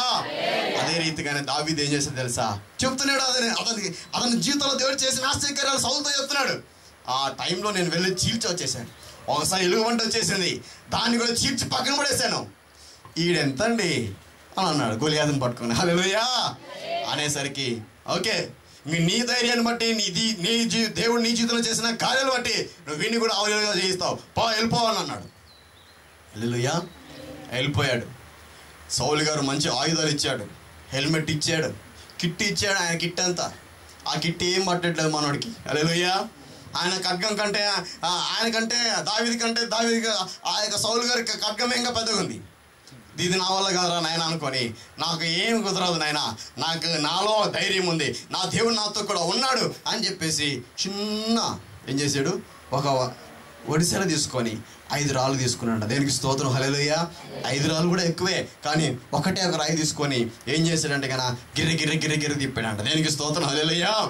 గిర్ర తిప్పి, ప్రభా నాయన నేను తిప్పడం మాత్రమే నా పాత్ర నాయన ప్రభా, ఇది ఎక్కడ తగలాలో మీరే తగలివ్వండి, ఇదిగో ఇది తగిలిందంటే కన్నా వాడు ఒక్క దెబ్బనే పడిపోవాలి అని తిప్పుతున్నాడంట. హల్లెలూయా. ఒకవేళ దావీదు కన్నా ఒక చోట గురి పెట్టి కొట్టింటే కన్నా అది తగిలేదో కాదో, కానీ ఆయన దేవుని యందు నమ్మకం ఉంచి ముందుగానే చెప్తున్నాడు. ఫిలిష్తీయుడైనటువంటి ఆ యొక్క గొలియాతుతో చెప్తున్నాడు. గొలియాతు ముందు నిలబడినప్పుడు గొలియాతు చూసి నవ్వుతున్నాడు. నువ్వేంటి నాతో యుద్ధం చేయడం ఏంటి, నాన్నేమో కుక్కను అనుకున్నావా? హల్లెలూయా. ఆడే అంటున్నాడు కుక్కను అనుకున్నావా అంటే, కుక్కనే కాబట్టి రాళ్ళు తీసుకొచ్చాను నేను అన్నాడు. కుక్కను చేతులు జరుగుతాను చెప్పండి, రాళ్ళతో అందుకే రాళ్ళు తీసుకొచ్చాను అన్నాడు. దేనికి స్తోత్రం, హల్లెలూయా. నీవు నీ బలమును బట్టి నువ్వు అతిశయిస్తున్నావు, నేనైతే నా దేవుడని యెహోవా నామమును బట్టి ఈరోజు నేను నీ పీక కోయకుండా ఈరోజు అన్నాడు. హల్లెలూయా. అంతే, అంత ధైర్యంగా మాట్లాడుతున్నాడు. కానీ రాని ప్రతాప్ మీద చూపిమన్నాడు మొత్తం. ఎందుకంటే ఆ యొక్క గొలియాతుకి పైన కింద అన్ని ఆయుధాల చేత కప్పబడి ఉన్నాయి. బుల్లెట్ ప్రూఫ్ ఉంది ఆయనకి. హల్లెలూయా. మొత్తం అన్ని ప్రూఫ్లు ఉన్నాయి. కానీ ఆయన దావీదు మాత్రం ఏ బుల్లెట్ ప్రూఫ్ లేదు, ఏ ఆయుధాలు లేవు, ఏ కక్కలు లేవు. 5 రాళ్ళు తీసుకున్నాడు. మొత్తం గిరగిర తిప్పుతాడు. గిరగిర తిరుగుతున్నప్పుడు అంట ఈ గొలసలు రాయి నన్నేం చేస్తుంది రా అని ఈయన నవ్వుకుంటున్నాడు పక్క. హల్లెలూయా. నవ్వుతున్న సమయంలో దేవుని బిడ్డలారా, పరిశుద్ధాత్మ దేవుడు ఎక్కడ తగలాలో అక్కడే కొట్టుకొట్టాడు. హల్లెలూయా. వెళ్ళి ఆ రాయిని కరెక్ట్గా నొసట దగ్గర తగిలిందండి. ఇక్కడ ఒక పాటు పడేసరికి మొత్తం ఆయన అక్కడ తగిలేసి కింద పడిపోయేసరికి ఏం చేశాడు తెలుసా దావీదు, ఇంకా టైం వేస్ట్ చేయకుండా రాళ్ళు పక్కన పెట్టేసి వాడి కత్తి తీసి వాడి తల తీసి సక్కుని కోసాడండి. హల్లెలూయా. హల్లెలూయా. మన ఫ్యాక్షనిస్ట్ ఎక్కడ పోవాలి ఆ ఏరియాకు, మన ఫ్యాక్షనిస్ట్ తీసి అంటారు, కానీ ఆడు చూడు తీసాడు, కసక్కున తీసాడు, ఆ తలకాయ పట్టుకొని వస్తున్నాడు. దేనికి స్తోత్రం, హల్లెలూయా. గొలియాతు తలకాయ ఒక చేతిలో ఉంది, ఖడ్గం ఒక చేతిలో ఉంది. దేనికి స్తోత్రం, హల్లెలూయా. ఎందుకు తెలుసా, అక్కడ దేవుడు అతనికి సహాయం చేశాడు. దేవుని బట్టి అంత ధైర్యంగా ఉన్నాడు. యెహోవా యందు భయభక్తి గలవారికి బహుధైర్యము పుట్టును. దేవునికి స్తోత్రం, హల్లెలూయా. దేవుని యందు భయభక్తి ఉన్నావా? ఒకవేళ నువ్వు ధైర్యంగా లేవా, నువ్వు దిగులు చెందుతున్నావా, కృంగిపోతున్నావా, ఏం లేదు, దేవుని యందు భయభక్తులు కలిగి ఉండు. దేవునికి స్తోత్రం, హల్లెలూయా. నా దేవుడు నాతో ఉండగా నాకేమి భయం అనేటువంటి నిరీక్షణతో ఉండు. దేవుడు నీకు సమస్తమును సహాయం చేస్తాడు. హల్లెలూయా. దావీదు ఆరాధిస్తున్న దేవుడిని మనం ఆరాధిస్తున్నాము. దేవునికి స్తోత్రం, హల్లెలూయా. దావీదును ఆశీర్వదించిన దేవుడే, దావీదుకు తోడని విజయించిన దేవుడే నీకు నాకు తోడై ఉండి విజయం ఇస్తాడు. ఆయనే అంటున్నాడు, నిబ్బరం కలిగి ధైర్యంగా ఉండు. హల్లెలూయా. కాబట్టి మొట్టమొదటిగా ఎవరయ్యా ధైర్యంగా ఉండగలుగుతారంటే కన్నా పాపం లేనివారు, హృదయం దోషారోపణ లేనివారు దేవుని ఎదుట ధైర్యంగా ఉండగలుగుతారు. రెండోదిగా దేవుని యందు భయభక్తులు గలవారు. హల్లెలూయా. మూడోదిగా 1 యోహాను 5వ అధ్యాయం 14 వచనం చూద్దాం. 1 యోహాను 5వ అధ్యాయం 14 వచనం చూద్దాం.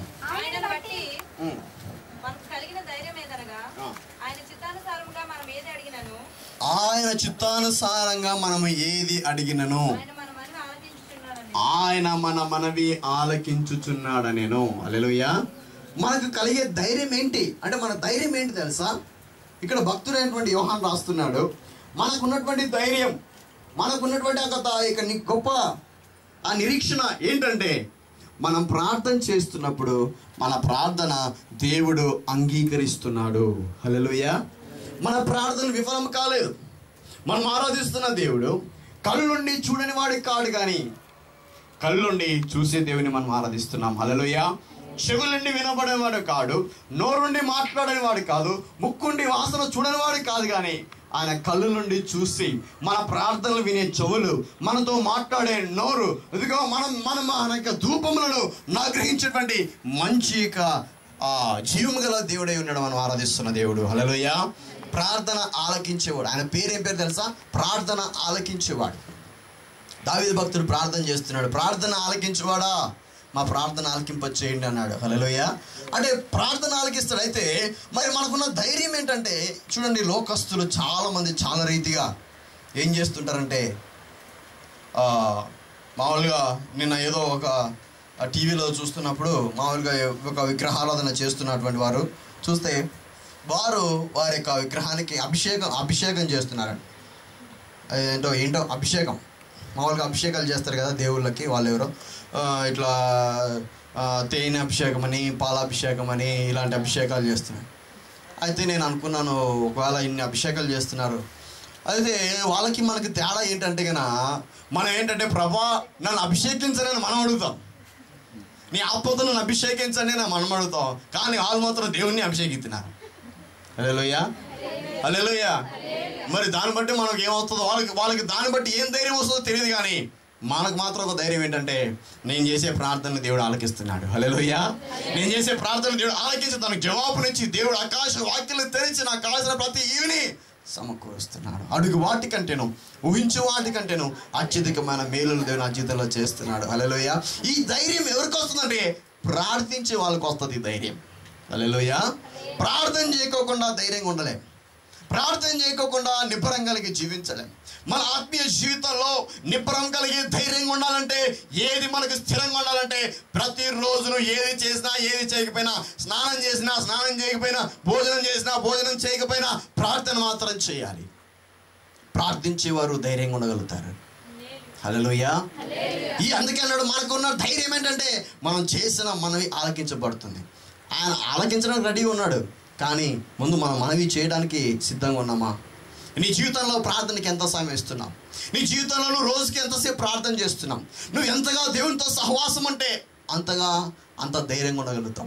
నీ జీవితంలో ఎందుకు పాపాలు, శోధనలు వచ్చినప్పుడు నువ్వు ఎదుర్కోలేకపోతున్నావు? నువ్వు ఎందుకు శోధనలు వచ్చినప్పుడు నువ్వు పడిపోతున్నావు? శోధనలు వచ్చినప్పుడు కృంగిపోతున్నావు? వేదనలు వచ్చినప్పుడు బాధపడుతున్నావు అంటే సరి అయినటువంటి ప్రార్థన జీవితం లేక.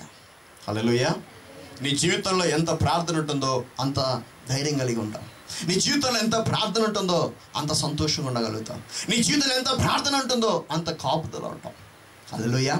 ఒక భక్తుడు అంటున్నాడు, మన ఒక టీవీలో కార్యక్రమం వస్తుండే, ఆయన అన్నాడు, దేవుని బిడ్డలారా, మన జీవితంలో దేవుడు నా కొరకు ఏవైతే మేలు దాచిపెట్టాడో, ప్రార్థన లేకుంటే కన్నా ఆ మేలులన్నీ కీడుగా మార్చబడతాయంట.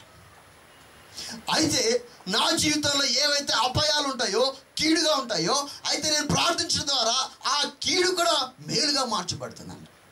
హల్లెలూయా. మన జీవితంలో మేలు రావాలన్నా, మన జీవితంలో కీడు అనుభవించాలన్నా మన ప్రార్థన జీవితంలోనే ఉంది.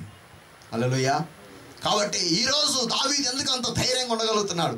ఎందుకు దావీదు అంత ధైర్యంగా జీవించగలుగుతున్నాడు అంటే, దీని బిడ్డలారా, దావీదు రోజుకు 3 సార్లు ప్రార్థన చేసేవాడు. హల్లెలూయా, హల్లెలూయా. ఉదయాన్నే లేచి, ప్రభా నీ సన్నిధానంలో నా ఇక ప్రార్థన సిద్ధం చేసి ఉన్నాను. ఎంతమంది ఉదయకాలం లేచి ప్రార్థన చేస్తున్నారు?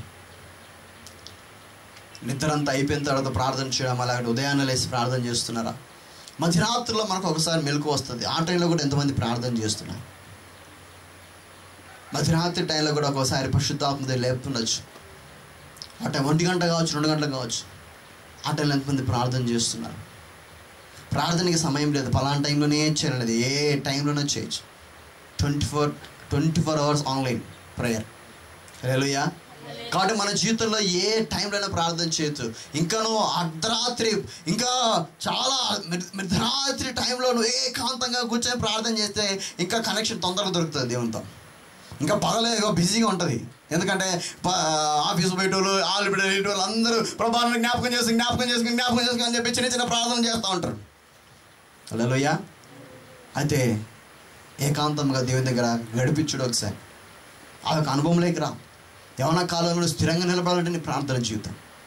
ఎన్ని వాక్యాలు చదివినా నువ్వు ఎంతగా, చాలామంది ఏం చేస్తారు తెలుసా, అమ్మాయిలు పెళ్ళైన కొత్తలో వంటలు చేసేది రానప్పుడు కుకింగ్ బుక్స్ కొంటారు కదా, కుకింగ్ బుక్స్ కదా, మామూలు పెళ్ళి కానప్పుడు కొంతమంది కొంటుంటారు కుకింగ్ బుక్స్.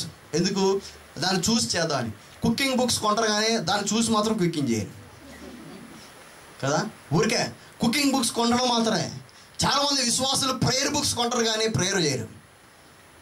చాలామంది ప్రార్థన గురించి చాలా విషయాలు తెలుస్తారు, ప్రార్థన గురించి చాలా విషయాలు మాట్లాడతారు, ప్రార్థన గురించి చాలా విషయాలు తెలుసు వాళ్ళకి.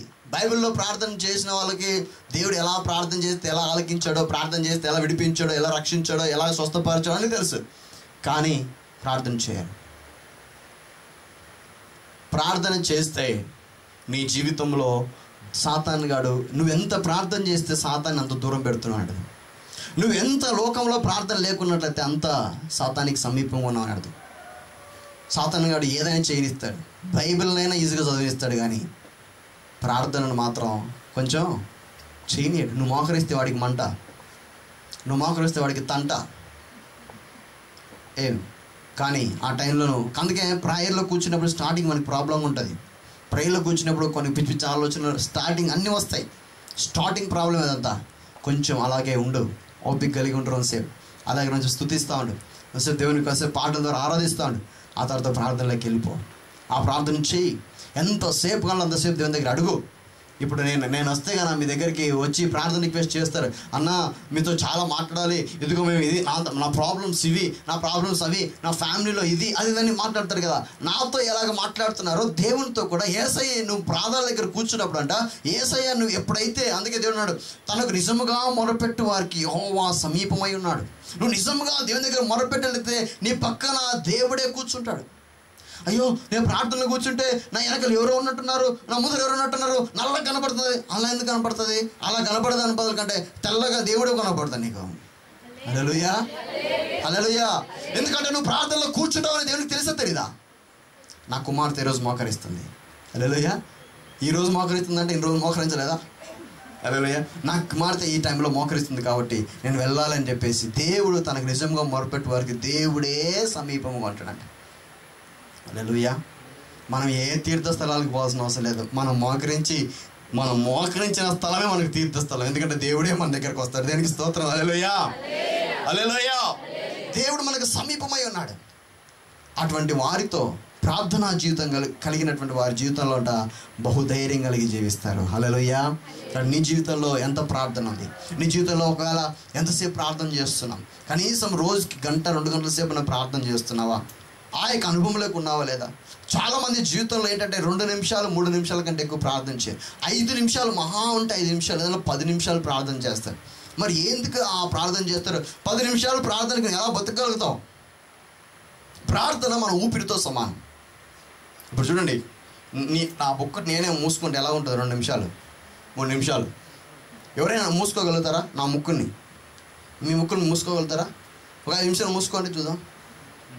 ఇంకా అంతే, నన్ను బాగా కడతారు మీ పేరెంట్స్ అందరూ వచ్చి. హల్లెలూయా. ఏం చెప్పారా, ఏం బోధలు చేస్తున్నారో అని. ఎందుకు మనం ఎవరైనా టెస్ట్ చేసుకుంటారా? పక్కన వాళ్ళు పట్టుకొని సంపద కానీ మనల్ని మాత్రం ఏం చేసుకోం. ఎందుకు తెలుసా? మన అలాగే నువ్వు ప్రార్థన చేసుకోకుండా ఉంటే ఏం తెలుసా? నువ్వే ముక్కు మూసుకుంటున్నావు. నీ ఆత్మీయ జీవితంలో ఊపిరి ఇదే. నీ ఆత్మీయ జీవితంలో ఊపిరి ప్రార్థన, వాక్యం, ఆహారము. నీ ఊపిరి ఏంటి తెలుసా? మెయిన్ లైఫే ప్రార్థన. ఎలా చేస్తున్నావు ప్రార్థన? నువ్వు మోకరించి ప్రార్థన చేయొచ్చు. మోకరించి ప్రార్థన అనేది వేరే. నువ్వు నడుస్తున్నప్పుడు ప్రార్థన చేయొచ్చు, నువ్వు ట్రావెలింగ్ ఉన్నప్పుడు ప్రార్థన చేయొచ్చు, నువ్వు ఎక్కడున్నా సరే. అందుకే భక్తుడు అన్నాడు, ఎడతెగక ప్రార్థన చేయడి అన్నాడు. నువ్వు వంట చేస్తున్నప్పుడు ప్రార్థన చేయొచ్చు, బట్టలు ఉతికేటప్పుడు కూడా ప్రార్థన చేయొచ్చు. హల్లెలూయా, హల్లెలూయా. కాబట్టి దాని బిడ్డ మనకు దేవుడితో ప్రార్థన అంటే కాదు, ఏదో కాదు, we have to talking with God. దేవుడితో మాట్లాడటానికి. హల్లెలూయా. వాక్యం చదివినప్పుడు దేవుడు మనతో మాట్లాడుతున్నాడు. ఈ యొక్క సహవాసం ఎంతమందికి అయితే ఉంటుందో వారు ధైర్యంగా ఉండగలుగుతారు. దేనికి స్తోత్రం. హల్లెలూయా, హల్లెలూయా. కాబట్టి దేవుడుకు మనకు 4వదిగా ఎవరు ధైర్యంగా, 3వదిగా ఎవరు ధైర్యంగా ఉంటారు? ప్రార్థించేవారు ధైర్యంగా ఉంటారు. ఎవరు చెప్పండి? ప్రార్థించేవారు ధైర్యంగా ఉంటారు. ఎబ్రిల్కి రాసిన పత్రిక 6వ అధ్యాయం 17వ వచనం చదివినట్లయితే, ఎబ్రిల్కి రాసిన పత్రిక 6వ అధ్యాయం 17వ వచనం.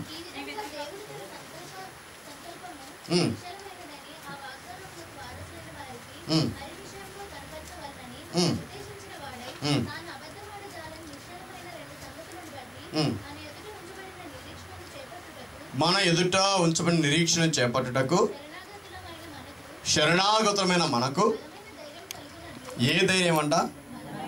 ఏ ధైర్యం చెప్పండి? బలమైన ధైర్యం కలిగినట్లు ప్రమాణం చేసిన వాగ్దానమును దృఢపరిచెను. హల్లెలూయా. మనకు బలమైన ధైర్యం ఇచ్చేది ఏంటి తెలుసా? దేవుడు చేసిన వాగ్దానాలు. దేవునికి స్తోత్రం. హల్లెలూయా. కృంగిపోయిన వారిని దేవుడిని లేవనెత్తుతున్నానంటే ఎంత బలంగా ఉంటుంది. హల్లెలూయా. జ్ఞానం లేకున్నావా, నేను ఈరోజు నీకు జ్ఞానం ఇస్తున్నాను అన్నప్పుడు ఎంత ధైర్యంగా ఉంటుంది. అనారోగ్యంగా ఉన్నావా, దేవునికి మంచి ఆరోగ్యం ఇస్తున్నాను అన్నప్పుడు నీకు ఎంత ధైర్యంగా ఉంటుంది. ఏ నిరుద్యోగం లేకున్నావా, ఈరోజు దేవునికి నెలకు లక్షలు 2 లక్షలు సంపాదించే ఉద్యోగానికి ఇస్తానంటే కదా, ఆహా ఎంత ధైర్యంగా ఉంటుందో. హల్లెలూయా. దేవుని బిడ్డలారా, మనకు ధైర్యం ఏంటంటే దేవుని యొక్క వాక్యం చదివినప్పుడు మనకు ధైర్యం ఉంటుంది.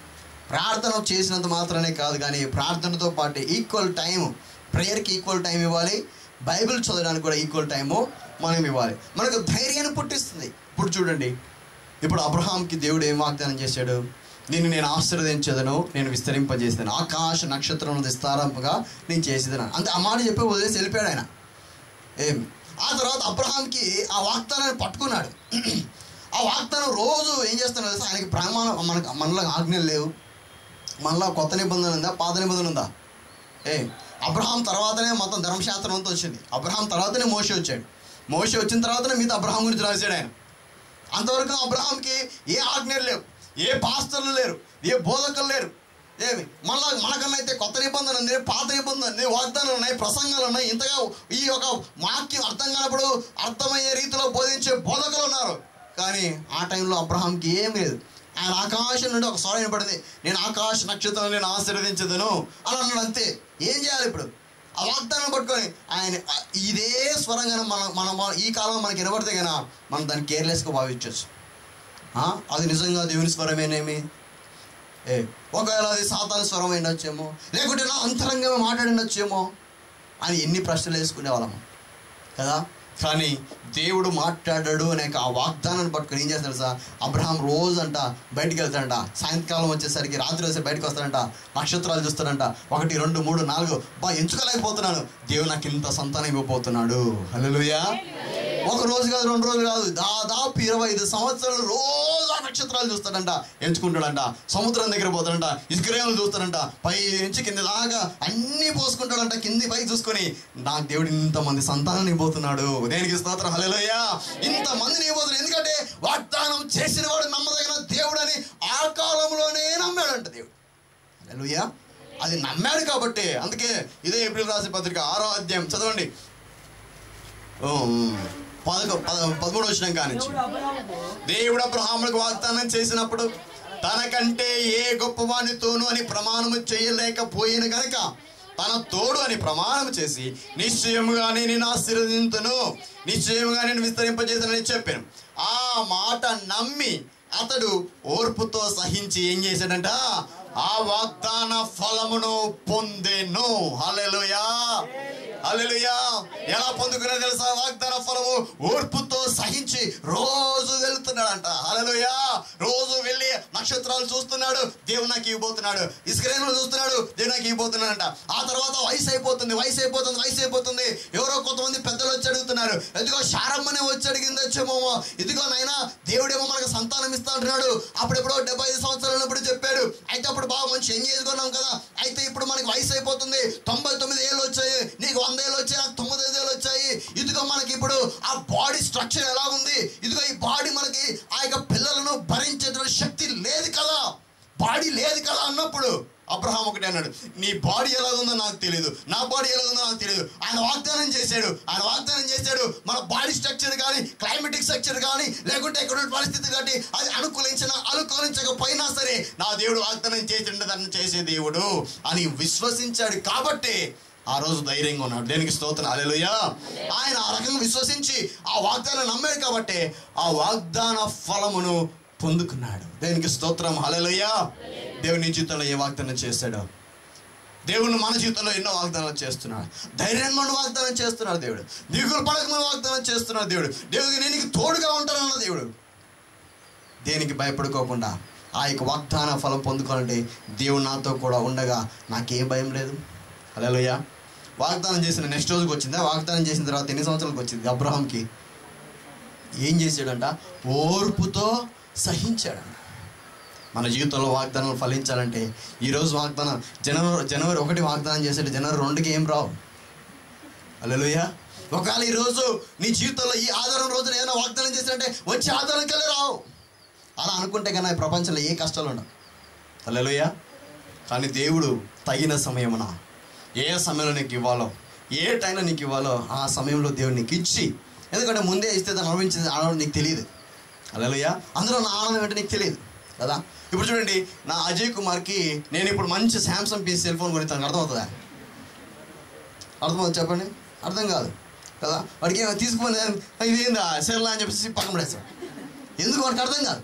అదే వాడికి వయసు వచ్చిన తర్వాత, వాడికి ఏజ్ వచ్చిన తర్వాత ఏ వయసులో కొనిస్తే దాన్ని జాగ్రత్తగా పెట్టుకోగలుగుతాడు, ఏ వయసులో కొనిస్తే వాడు దాన్ని ఈజీగా దాన్ని మెయింటైన్ చేయగలుగుతాడు అనే ఒక గ్రహింపు నాకు వచ్చిన తర్వాత వాడు కొనిస్తాను. హల్లెలూయా. ఈ వయసులో బైక్ కొనిస్తానా? కనీసం సైకిల్ కొనిస్తానా? సైకిల్ కొనియాను. ఎందుకంటే వాడు ఆ వయసు రావాలి, వాడు కాళ్ళు ముందు వాడు నడవాలి, పెరగాలి, బాగా పరిగెత్తాలి, ఆ తర్వాత సైకిల్ మీద కూర్చునేది రావాలి, ఆ తర్వాత వానికి నేను నేర్పించాలి. అవన్నీ చేసిన తర్వాత మంచిగా వచ్చిన తర్వాత అప్పుడు నేను ఒక మంచి సైకిలో మంచి బైకో కొనడానికి సిద్ధపడతాడు. అదే రీతిగానే మన జీవితంలో దేవుడు ఒక వాగ్దానం చేస్తాడు. అయితే దాన్ని వెంటనే నెరవేర్స్తే కన్నా ఒకవేళ దాన్ని భరించేంత జ్ఞానం నీకు ఉండకపోవచ్చు. హల్లెలూయా. ప్రభా నాకు కొన్ని లక్షల డబ్బులు దయచేనని ఒక అడిగిండొచ్చు, ఇస్తాడు. దాన్ని ఎలా మెయింటైన్ చేస్తాం? హల్లెలూయా. దాన్ని మెయింటైన్ చేసే జ్ఞానం వచ్చిన తర్వాత నీకు ఇస్తాడు. ఎందుకంటే అది ఇచ్చిన తర్వాత ఆ జ్ఞానంతో పాటు దాన్ని ఎలాగా దాన్ని వాడుకుంటూ తన నామ మహిమార్థ రీతికి వాడబడ్డానికి దేవుడు జ్ఞానం ఇచ్చి ఆ తర్వాత నీకు డబ్బులు ఇస్తాడు దేవుడు. హల్లెలూయా.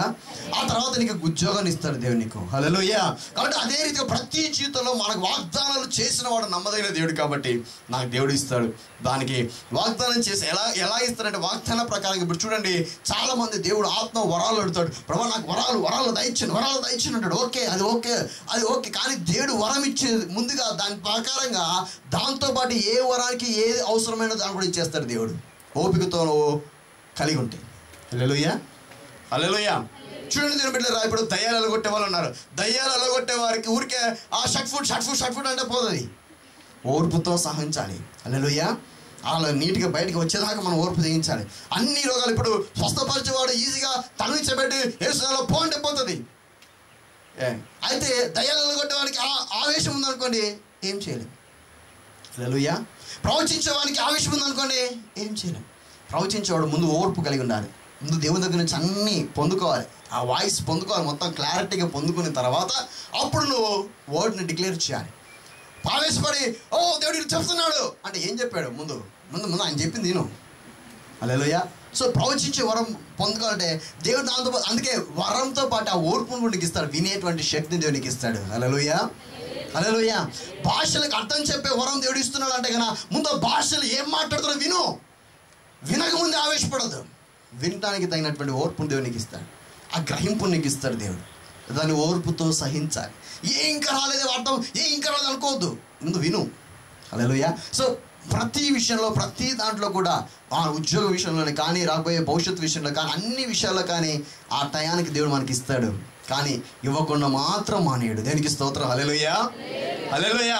వాగ్దానములు చేసిన వాడు నమ్మదగిన దేవుడు. హల్లెలూయా. ఇశ్రాయేల్ ప్రజలు ఐగుప్తు దేశంలో తీసుకొచ్చి ఎన్ని సంవత్సరాలు తీసుకొచ్చాడు? ఒకవేళ తీసుకొని రావాలంటే షార్ట్ కట్లో వచ్చింటే కన్నా దాదాపు 4 సంవత్సరాలు వచ్చేవాళ్ళు. 40 సంవత్సరాలు నడిపించాడు. హల్లెలూయా. ఈ 40 సంవత్సరాలు వారి జీవితంలో ఎన్నో 40 ఎందుకంటే 4 సంవత్సరాల లోపలే వచ్చింటే కన్నా దేవుని యొక్క శక్తి అంటే వాళ్ళు తెలుసుకునేవారు కాదు, దేవుని యొక్క మహిమ అంటే వాళ్ళు తెలుసుకునేవాళ్ళు కాదు. ఆకాశం నుండి మన్నా వచ్చేదా వాళ్ళకి 4 సంవత్సరాల లోపల వచ్చింటే కన్నా సముద్రం దాటి వచ్చేవాళ్ళు కాదు.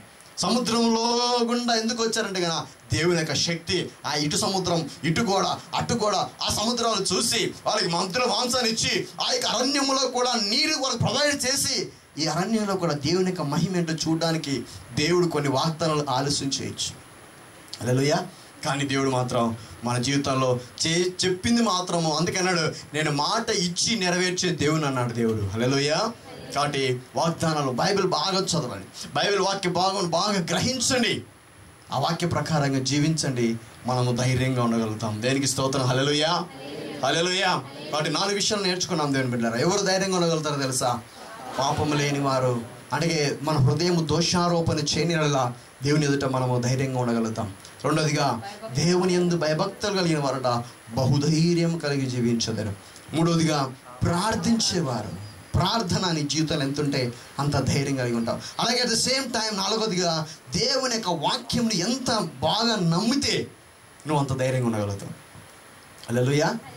చూడండి, ఒక ఆయన అన్నాడు, ఏమన్నాడంటే, ఇప్పుడు చేప కడుపులో యోనా ఉన్నాడు కదా, చేప కడుపులో యోనా ఉన్నాడు. అయితే ఇదే బైబిల్ యోనా కడుపులో చేప ఉందని రాసింటే కనుక ఖచ్చితంగా నమ్మేవాడంట.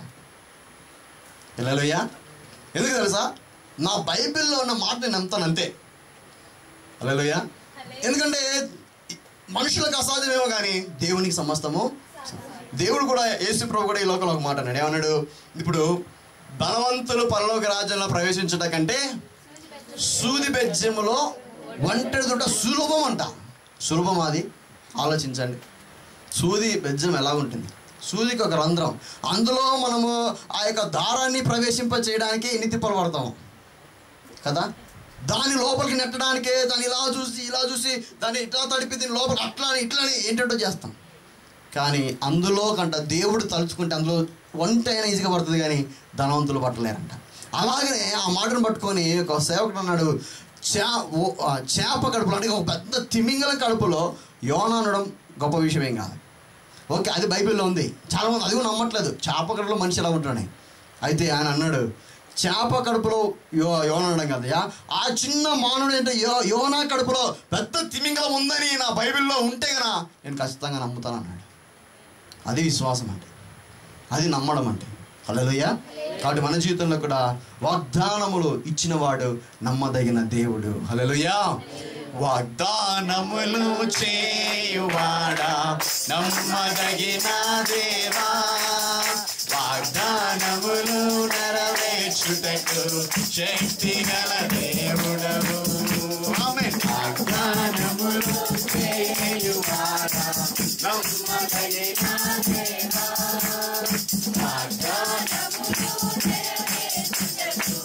శక్తి గల దేవుడవు. మాట తప్పని వాడవు, మార్పులేని వాడవు, నిన్న నేడు నిరతము ఉన్నవాడవు. మాట తప్పని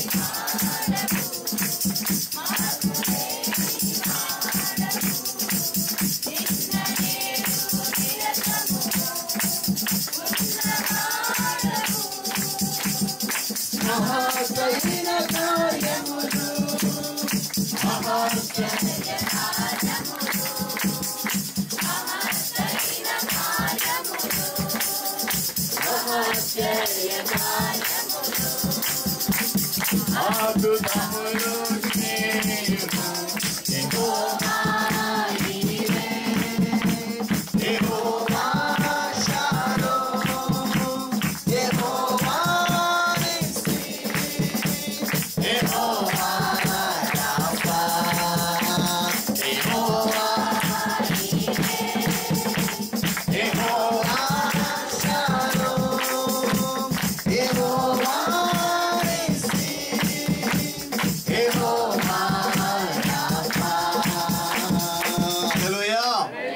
వాగ్దానములు చేయువాడు నమ్మదగిన దేవుడు. హల్లెలూయా.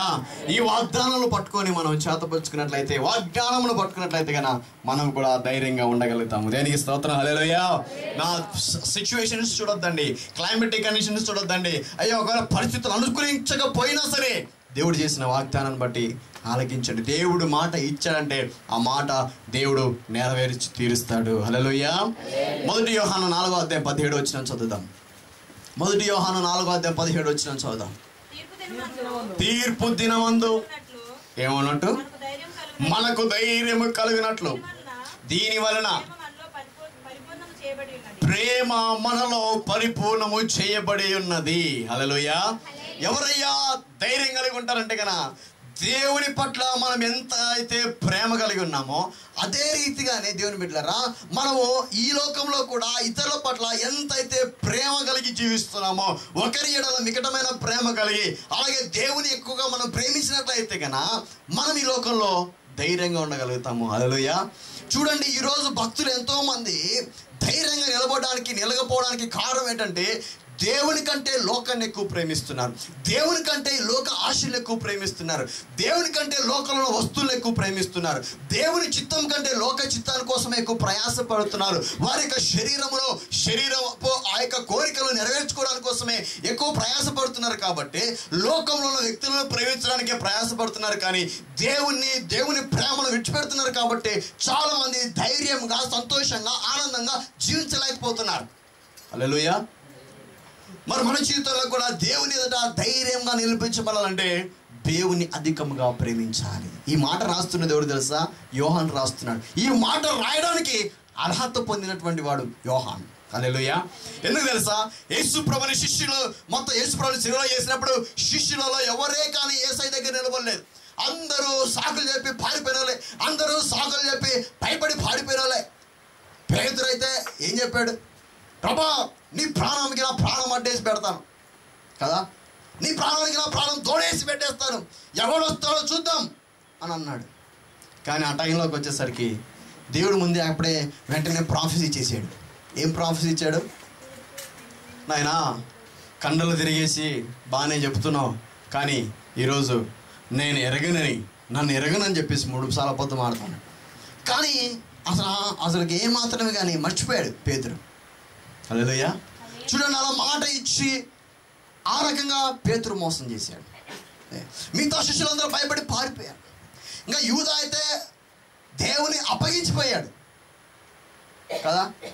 కానీ ఒక యోహాను మాత్రమే సిలువ దగ్గర వరకు కూడా యేసుతో కూడా జీవించి యేసయ్య దగ్గర కూడా వెళ్ళేటువంటి వాడు. ఎందుకు తెలుసా?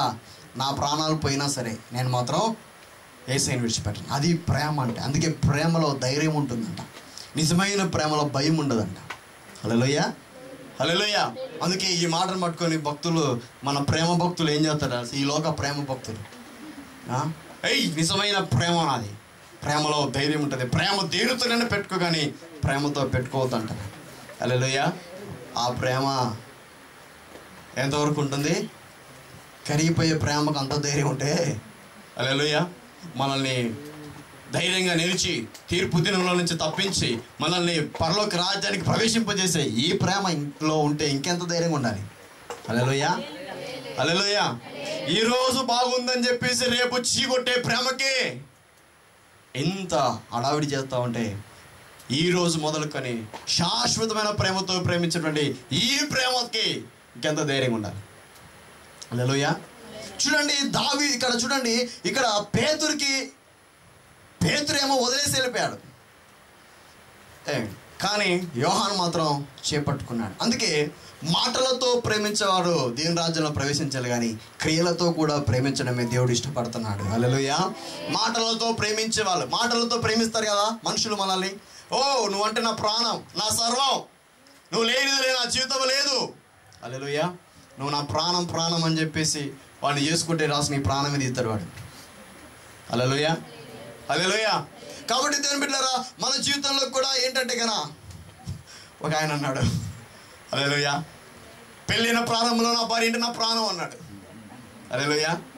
మళ్ళీ కొద్ది కాలానికే నా భార్య నా ప్రాణం తీస్తుంది అన్నాడు. హల్లెలూయా, హల్లెలూయా. కాబట్టి మన జీవితంలో ఇలాగే ఉంటుంది. కొన్నిసార్లు ఈ ప్రేమలు కరిగిపోయే ప్రేమలే, పెళ్ళి అయిన తర్వాత కూడా కరిగిపోయే ప్రేమలు ఉంటాయి. కానీ మన ప్రేమ మాత్రం పెళ్ళి అయినా పెళ్ళి కాకపోయినా, అది బాల్య దినంలో యేసయ్య ప్రేమైనా సరే, అది యవన కాలంలో ప్రేమైనా సరే, అది వృద్ధాపంలో కూడా నిన్న నేడు నిరంతరం ఏకరీతిగా మనల్ని నడిపించే ప్రేమ శాశ్వతమైన ప్రేమ. హల్లెలూయా. అందుకే ఆయన అన్నాడు, మిమ్మల్ని శాశ్వతమైన ప్రేమతో నేను ప్రేమిస్తున్నాను, విడవక మిడల కృప చూపిస్తున్నాను అన్నాడు దేవుడు. కాబట్టి అధికముగా దేవుని ఎంత ప్రేమిస్తే అంత ధైర్యంగా ఉండగలుగుతాం. హల్లెలూయా. మరి మన జీవితంలో ధైర్యంగా ఉంటున్నామా?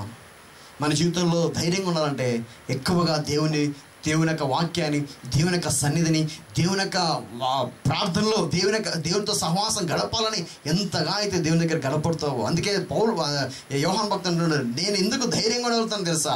నేను ఎక్కువగా దేవుని ప్రేమిస్తున్నాను కాబట్టి. హల్లెలూయా. దేవుని ప్రేమించాను ఆటోమేటిక్గా మనుషులు కూడా ప్రేమిస్తారు కదా. దేవుని ప్రేమించే వాళ్ళు ఎలా కదా మనుషులు ప్రేమిస్తారు. అందుకే అన్నాడు, దాని కింద వచ్చిన ఏమన్నాడంటే, కనబడే మనుషుల్ని ప్రేమించకుండా ఉంటే కనబడని దేవుని ఎలా ప్రేమిస్తావు? హల్లెలూయా. కనబడే దేవుని స్వరూపంలో నిర్మించబడినటువంటి మనుషుల్ని, కనబడేటువంటి మనుషులు నీ కోసం యేసయ్య రక్తం చేత, నీ కోసం దేవుడు రక్తం కార్చాడే, అలాగే నీ పొరుగోడు కనబడుతున్న వారి కోసం కూడా యేసయ్య రక్తం కార్చాడనే విషయాన్ని మర్చిపోకోకుండా వారిని కూడా నువ్వు ప్రేమిస్తే నువ్వు నిజంగా ధైర్యంగా ఉండగలుగుతావు. హల్లెలూయా. 10 మందిని పక్కన శత్రువులు పెట్టుకొని ప్రార్థనలో కూర్చొని ధైర్యంగా ఉండగలుగుతావా? ఉండలేం. కాబట్టి శత్రువులు కూడా లేకోకుండా మిగటముగా అందరినీ ప్రేమించడం ద్వారా మనం ధైర్యంగా ఉండగలుగుతాం. దేనికి స్తోత్రం. హల్లెలూయా. చివరిగా చూద్దాం దేవుని బిడ్డలారా, 1 యోహాను 2వ అధ్యాయం 28వ వచనం చదువుదాం. 1 యోహాను 2వ అధ్యాయము 28వ వచనం. చిన్నపిల్లలారా, ఆయన ప్రత్యక్షమగునప్పుడు ఆయన రాకడ యందు మనము ఆయన ఎదుట సిగ్గుపడక ధైర్యము కలిగి ఉండునట్టు మీరు ఆయన యందు ఏమై ఉండాలి? నిలిచి ఉండాలి. దేనికి స్తోత్రం. హల్లెలూయా. నిలిచి ఉండు వారు ధైర్యంగా ఉండగలుగుతారు. ఎక్కడ నిలిచి ఉండాలి? దేవునిలో నిలిచి ఉన్నవారు.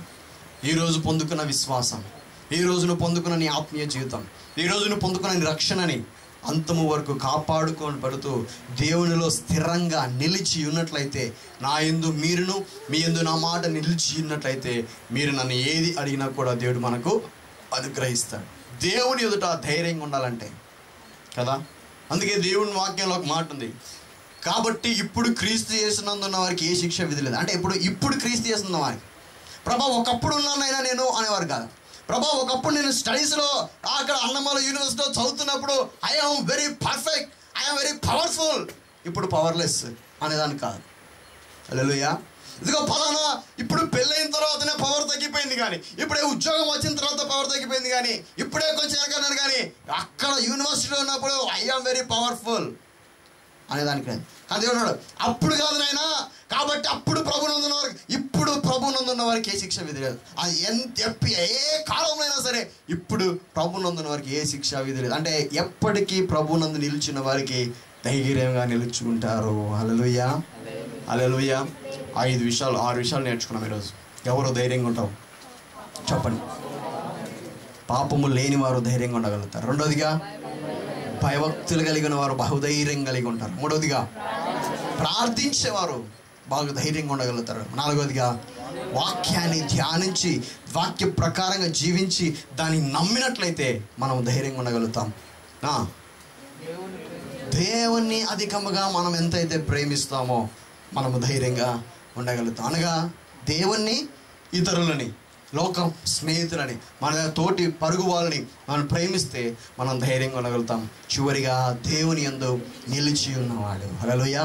నా యందు మీరును మీ యందు నా మాట నిలిచి ఉన్నట్లయితే దేవుడు మన జీవితాన్ని ఆశీర్వదిస్తాడు. హల్లెలూయా, హల్లెలూయా. మరి ఇప్పుడు మనం ధైర్యంగా ఉన్నామా లేవా? ధైర్యం ఎలాగ వస్తుందో, ఏమి చేస్తే ధైర్యం వస్తుందో దేవుడు మనతో మాట్లాడాడు. ఇవన్నీ మనకి కొత్త విషయాలు ఏం కాదు, రోజు మనం విన్నట్టే. కానీ దేవుడు డిఫరెంట్గా మాట్లాడాడు. కాబట్టి మనము దీనికి లోబడి ప్రభా ఈ విషయాలు నేను చేస్తే నేను ధైర్యంగా ఉండగలుగుతాను. ఎందుకంటే మనిషి ధైర్యంగా లేక రోజు ప్రాణానికి భయపడుతున్నారు. రోజుకి ఏ అపాయం వస్తుందో అర్థం కాదు, ఏ ప్రమాదంలో చిక్కుపడ్డారో అర్థం కావట్లేదు.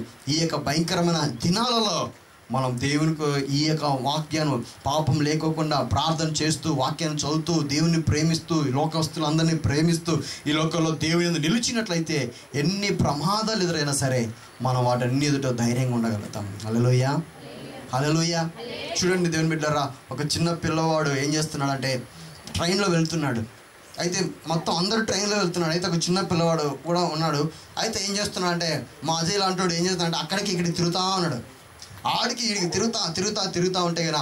అయితే ఏం చేస్తున్నా అంటే ట్రైన్ మాత్రం చాలా స్పీడ్గా పోతుంది, మామూలు ఉన్నదానికంటే భయంకరంగా పోతుంది. ఎక్కడ నాన్ స్టాప్ లేకుండా పోతా ఉంటే కదా అక్కడ ట్రైన్లో ఉన్న వాళ్ళందరూ భయపడిపోతున్నారు. ఏంటి ఇంత స్పీడ్ పోతుంది, ఇంత ఫాస్ట్ పోతుంది, ఇంత గాలి వస్తుంది, అయ్యో ఇంత వేగంగా వెళ్తుంది. పట్టాలు స్పీడ్గా వెళ్తున్నప్పుడు సౌండ్ వస్తాయి కదా, పడపడ భయంకరంగా సౌండ్ వస్తుంది, గాలి భయంకరంగా వస్తుంది, స్పీడ్ ఎక్కువైపోతుంది. కానీ ఈ పిల్లోడు మాత్రం ట్రైన్లో ఉన్న వాళ్ళందరూ భయపడిపోతున్నారు. కానీ ఈ పిల్లోడు మాత్రం హ్యాపీగా తిరుగుతున్నాడు. అక్కడికి తిరుగుతుంటాయి. అయితే పక్కన ఏడో అడుగుతున్నాడు, రే కూర్చోరా, ట్రైన్ ఎలా వెళ్తుందా, కొంచెం భయం లేదు నీకు అంటే కదా. నాకు అసలు ఏ భయం లేదు, పో మీరు భయపడుతున్నారు, నాకేం భయం లేదన్నాడు. ఇదేంట్రా నాయన, మేము ట్రైన్లో అందరము సాఫ్ట్వేర్లు ఉన్నారు, ఇంకా డాక్టర్లు ఉన్నారు, ఇంజనీర్లు ఉన్నారు, ఇంకా అన్ని రకాల ప్రజలు ఉన్నారు, కానీ వీళ్ళు మాత్రం అసలు ఏ మాత్రమే కానీ మేమందరం ఇంతగా భయపడుతున్నాము, నువ్వేంట్రా భయపడలేదంటే కదా. వాడు అన్నాడు, ఈ ట్రైను నడిపించేది ఎవరు తెలుసా? మా డాడీ. హల్లెలూయా. ట్రైన్ లోపల నేనున్నానని తెలుసు కదా. నేనున్నానంటే నా కోసమైనా మా డాడీ నాకు సేఫ్గా నన్ను తీసుకెళ్తాడు. హల్లెలూయా, హల్లెలూయా. ఇది సేమ్ వే ఈ లోకంలో ఎన్ని బాధలు వచ్చినా, ఎన్ని కష్టాలు వచ్చినా, ఎంత ఇదైనా సరే ఈ జీవిత ప్రయాణం నడిపించేది నా దేవుడు. హల్లెలూయా. నా కోసమైనా నా దేవుడు నన్ను తప్పిస్తాడు. హల్లెలూయా, హల్లెలూయా. కాబట్టి ఈ విషయాన్ని గుర్తుపెట్టుకొని ధైర్యంగా ఉండండి. దేవుడు నిన్ను బలపరచును గాక. దేవుడు తన బలముతో నింపి బహుధైర్యం కలిగిన జీవించుదుగాక. ప్రార్థన చేసుకుందాం. మోకరించండి, అందరం మోకరించండి, ప్రార్థన చేసుకుందాం. ఈ ఉదయకాల సమయమున పరిశుద్ధాత్మ దేవుడు మనతో మాట్లాడాడు. సహోదరి సహోదరులారా, నా కుమారుడా, నా కుమార్తె, నిబ్బరము కలిగే ధైర్యంగా ఉండు. దేనికి భయపడొద్దు, దేనికి దిగులు పడొద్దు. నేను నీకు తోడై ఉన్నాను, దిగులు పడొద్దన్నాడు దేవుడు. Thank you Lord. Hallelujah. Thank you Jesus. Hallelujah. Hallelujah. ఏ విషయంలో మనము ధైర్యం లేకుండా ఉన్నాం? ఏ విషయంలో మనము నిరుత్సాహపడుతున్నాం? ఏ విషయంలో మనము కృంగిపోతున్నాం? దేవుని దగ్గర ఒకసారి అడుగుతాం. ప్రభువా, నన్ను ఈ విషయంలో బలపరచండి, ధైర్యంగా జీవించలేకపోతున్నాను, నన్ను క్షమించండి.